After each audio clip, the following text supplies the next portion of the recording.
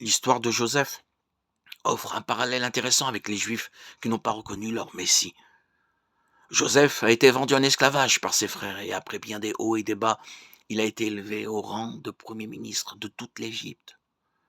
Quand une famine a frappé l'Égypte et Israël, les frères de Joseph sont allés chercher de la nourriture en Égypte et ils ont rencontré Joseph. Mais ils ne l'ont pas reconnu.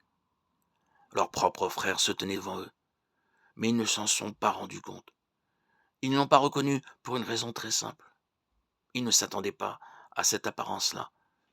Il était habillé à l'égyptienne, parlait comme un Égyptien et vivait comme un Égyptien.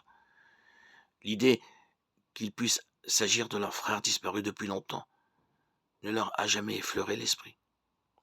Joseph était un berger hébreu, pas un membre de la famille royale égyptienne. C'est ainsi que la plupart des Juifs n'ont pas reconnu et ne reconnaissent toujours pas Jésus comme leur Messie. Ils s'attendaient à un roi terrestre.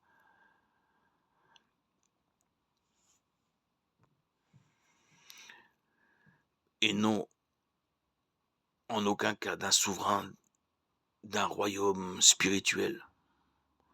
Beaucoup de rabbins interprètent la prophétie du serviteur souffrant en Ésaïe 53 comme une allégorie de la souffrance du peuple juif aux mains des nations. Leur aveuglement était si grand qu'aucun miracle ne pouvait leur ouvrir les yeux. Matthieu 11, 20. Pourtant, beaucoup de contemporains de Jésus l'ont reconnu à l'instar des bergers de Bethléem, Luc 2, 16, 17, de Simon dans le temple, d'Anne qui parlait de Jésus à tous ceux qui attendaient la délivrance à Jérusalem, de Pierre et des autres disciples, Matthieu 16, 16.